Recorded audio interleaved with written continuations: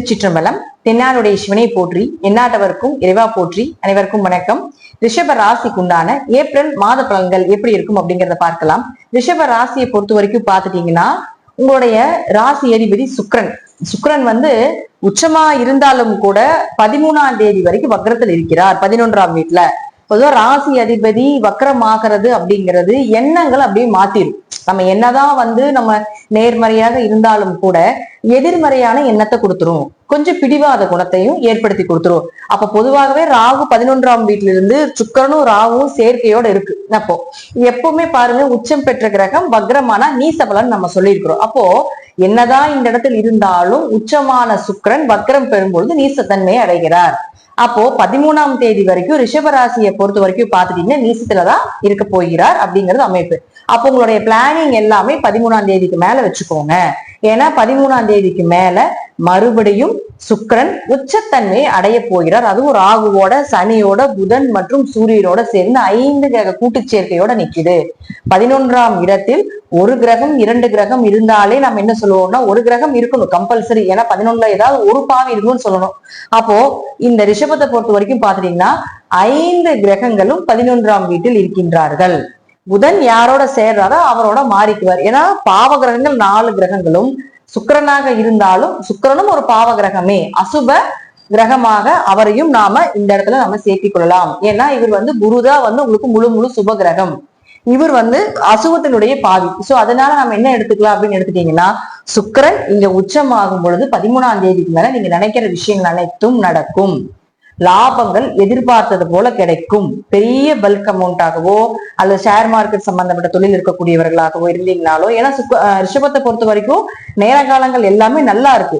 ராசி அதிபதி கொஞ்சம் நீசமா இருக்கிறதுனால உங்களுக்கு வர வேண்டிய பணம், உங்களுக்கு வர வேண்டிய ஏதாவது சொத்துக்கள் அல்லது நல்ல விஷயங்கள், ஒரு சுப நிகழ்ச்சிகள் தடையாகிறது, இது போல விஷயங்கள் எல்லாமே இந்த வக்ரமாக இருந்த காலகட்டத்துல செஞ்சுட்டு இருந்தது. இப்ப 13ஆம் தேதிக்கு மேல பாத்துட்டீங்கன்னா அந்த வக்ரம் நிவர்த்தி ஆனதுக்கு அப்புறம் உங்களுக்கு வர வேண்டிய பணம், சொத்துக்கள், ஒரு நல்ல விஷயங்கள், எதையாவது எதிர்பார்த்திருக்கக்கூடிய ஒரு நல்ல நல்ல சுப காரியங்கள் எல்லாமே நடப்பதற்கு உண்டான அதீத வாய்ப்புகள் உண்டு அப்படிங்கறத நம்ம எடுத்துக்கலாம். கடன் அடைக்கிற அவரே உங்களுக்கு சுக்கிரன் 6ஆம் அதிபதியும் ஆகிறதுனால கடன் அடைக்கிறதுக்கு உண்டான ஒரு அமைப்பு.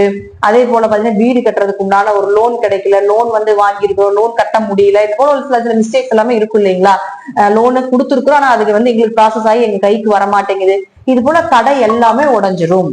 அடுத்தது அதே போல பாத்தீங்கன்னா உங்களுக்கு 6ஆம் இடம் வேலை. அப்ப வேலை வாய்ப்பு வர்றது, ஒரு பக்கம் இடமாற்றம் பண்றீங்க, வேலை வாய்ப்புக்காக வெளியூர் எங்காவது போலான்னு இருக்கீங்க, லாட்டரி அமௌண்ட் வர்றது, ஷேர் மார்க்கெட்ல பணம் வர்றது, இது எல்லாமே இந்த சுக்கிரன் 13ஆம் தேதிக்கு மேல பண்ணுவார். உங்களுடைய பிளானிங் எல்லாமே 13க்கு மேல வைத்துக் கொண்டால் அதீத லாபம் அப்படிங்கிறது கண்டிப்பாக உண்டு. அடுத்தது புதன். இந்த புதனை பொறுத்த வரைக்கும் பாத்துட்டீங்கன்னா 2 மற்றும் 5ஆம் அதிபதி, பணம், வாக்கு, குலதெய்வம், குடும்பம், இது எல்லாமே புதன் தான் வாங்கியிருக்காரு. இப்ப புதன் என்ன ஆயிருக்காரு அப்படின்னு பாத்தீங்கன்னா 2 கூடையவரும் 11ல இருந்தார், நீசத்துல இருந்தார். அப்ப நீசமானாலும் அவரும் வக்ரத்துல தான் இருந்தார். புதனை பொறுத்த வரைக்கும் கொஞ்சம் மூவ் பண்றது கவனமா மூவ் பண்ணணும். ஏன்னா 7ஆம் தேதிக்கு மேல மறுபடியும் நீசத்தை அடைகிறார். இருப்பினும் 11ஆம் வீட்டுல நீசமானாலும் கூட ஒரு பக்கம் எதிர்பார்த்தது கிடைக்கவில்லை என்றாலும் மறுபக்கம் கிடைப்பதற்குண்டான வாய்ப்பு உண்டு. ஒரு பக்கம் பணம் எதிர்பார்த்திருக்கீங்க கிடைக்கல, ஆனா அதற்கு மாற்று வழி ஏதாவது ஏற்படுத்தி கொடுப்பார். குலதெய்வத்தினுடைய அனுகிரகம் அப்படிங்கிறது கொஞ்சம் குறைவா இருக்கு. புதன் எப்ப உங்களுக்கு மேஷத்துக்கு வருதோ அப்பதான் அதிகமான மணி ஃப்ளோ, அப்பதான் பண வரவு, அப்பதான் குடும்ப ஒற்றுமை, பேச்சுக்கு மரியாதை, இதெல்லாமே புதன் மேஷத்துக்கு வரும் பொழுது நடக்கும். அப்போ மேஷத்துக்கு இந்த மாதம் முழுவதும் வரப்போறதுல அங்கேதான் இருக்க போறார். இருப்பினும் ராசி அதிபதி நல்லா இருக்கிறதுனாலையும் லாபஸ்தானாதிபதினு சொல்லக்கூடிய குரு உங்களுடைய ராசிக்குள்ளேயே இருக்கிறதுனாலையும் ஏதாவது ஒரு மூவிங் கிடைக்கும், ஏதாவது ரோல் பண்ணிருவீங்க, ஏதாவது ஒரு வழியில உங்களுக்கு காசு பணம் சொத்து சேர்க்கையை ஏற்படுத்தி கொடுத்து விடுவார். குரு அப்படின்னு சொல்லக்கூடியவர் இந்த ராசியில் இருக்கிற வரைக்கும் கெட்ட தொடர்புகளை மட்டும் உங்களுக்கு விலக்கி விடும் அப்படிங்கிறத மாற்றம் இல்லை. தப்பான ஒரு வழியில போக விடாம, தப்பான நபர்களுடைய சேர்க்கை இல்லாம, கொஞ்சம் இந்த கண் திருஷ்டிகள் எல்லாமே இல்லாம தெய்வத்தினுடைய அனுகிரகத்தோட இந்த குரு வச்சிருப்பார் உங்களுடைய ராசிக்குள்ள இருக்கிற வரைக்கும். சோ இங்க இருக்கிற வரைக்கும் புதன் இங்கதான் இருப்பார். அதனால நம்ம பயப்பட வேண்டிய அவசியங்கள் கிடையாது. ஒரு இடமாற்றம் பண்றீங்க, தொழில் ரீதியாக மற்ற நபர்களை போய் சந்திக்கிறீங்க அப்படின்னா இதெல்லாம் சக்சஸ் ஆன பீரியட் அப்படிங்கிறது நீங்க ஒரு 13ஆம் தேதிக்கு மேல எடுத்துக்கலாம். அடுத்தது உங்களுக்கு 4ஆம் அதிபதி. 4ஆம் அதிபதினா வீடு, சொத்துக்கள், மனசு. ஃபர்ஸ்ட் மனம் தெளிவா இருக்கா அப்படின்னா உங்களுக்கு 4ஆம் அதிபதி நல்லா இருக்கும். அப்ப 4ஆம் அதிபதினு சொல்லக்கூடிய சூரியன் உங்களுக்கு 13ஆம் தேதி வரைக்கும் இங்கதான் இருப்பார். அதற்கு மேல பாத்துட்டீங்கன்னா மேஷத்துக்கு வந்து விடுவார். சோ 4 உங்களுக்கு 13ஆம் தேதிக்கு மேல மேஷத்துக்கு வரும்பொழுது கொஞ்சம் வீடு, மனை, சொத்துக்கள் இது சார்ந்த விஷயங்கள் பெருசா எதுவும் மூவ் பண்ண வேண்டாம். ஏன்னா அது வந்து உங்களை 12 அப்படிங்கிறது பாத்தீங்கன்னா உங்களுக்கு ஒரு ஏமாற்றத்தையோ ஒரு தேவையில்லாத ஒரு நட்புகளையோ அல்லது இப்போ ஒரு இடம் வாங்கலாம்னு இருக்கீங்கன்னா அது வந்து உங்களுக்கு ஒரு சரியில்லாத ஒரு டாக்குமெண்ட் சம்பந்தப்பட்ட பிரச்சனைகளை கொடுக்கறதோ ஒரு பத்திரம் சம்பந்தப்பட்ட பதிவில் ஏதாவது பிரச்சனைகளை கொடுக்கறதோ கொடுத்துரும். அதனால 4ஆம் அதிபதி 12ஆம் வீட்டுக்கு இருக்கிறதுனால அந்த புதன், அதாவது புதன் அதே 7ஆம் தேதிக்கு மேல இங்கேயும் வந்துருவாரு. சூரியனும் அதுக்கு 13ஆம் தேதிக்கு மேல வரும் பொழுது கொஞ்சம் கவனமாக இருந்து செயல்படுத்த வேண்டும். கொஞ்சம் விரயங்களும் உண்டு, பயணங்கள் அதிகமாக இருக்கும், தேவையான மன உளைச்சல்களும் ஏற்படும். அதே போல தாயாருக்கு ஏதாவது மருத்துவ செலவுகள், உங்களுடைய ஆரோக்கியங்களும் உங்களுடைய மனசும் கொஞ்சம் கவனமா பாத்துக்கோங்க அப்படிங்கறதுதான் இந்த மாதம் ரிஷபத்துக்கு உண்டான பலன். அதே போல வீடு மனை சொத்துக்கள் வண்டி ஏதாவது மாத்துறீங்க பிடிக்கிறீங்க அப்படின்னா அதெல்லாம் எதுவுமே வேண்டாம். இப்ப கொஞ்சம் அது சார்ந்த விஷயத்துல கொஞ்சம் பொறுமையா இருந்து ஹேண்டில் பண்றது ஒரு நல்ல விஷயமா இருக்கு. அடுத்தது செவ்வாய். செவ்வாய் இந்த செவ்வாய் பாத்துட்டீங்கன்னா 7 மற்றும் 12ஆம் அதிபதி நீசமாகிறார். அப்ப 7 நீசமாகும் பொழுது முதல்ல நம்ம தெரிஞ்சுக்க வேண்டிய விஷயம் என்னன்னு பாத்தீங்கன்னா முழுக்க திருமணம் சார்ந்த விஷயத்துல கொஞ்சம் பொறுமையா இருங்க. ஏன்னா 7ஆம் இடம் அப்படிங்கிறது திருமணஸ்தானம், பார்ட்னர் போடுறது, இதெல்லாம் 7 தான். அப்போ புதுசா வரன் பார்த்துட்டு இருக்கீங்க அப்படின்னா இந்த மாதம் கொஞ்சம் வரன்களை தள்ளி வைப்பது நல்லது. ஏன்னா பெரிய அளவுக்கு ஒன்னும் நல்ல வரன்கள் வராது. நீசமாகும் பொழுது அந்த வரன்களை நல்லபடியா நமக்கு அமைச்சு கொடுக்காது. அதே போல அவரே 12ஆம் அதிபதியும் இருக்கிறதுனால நிறைய விரயங்களை பண்ணி கொடுத்துட்றாரு.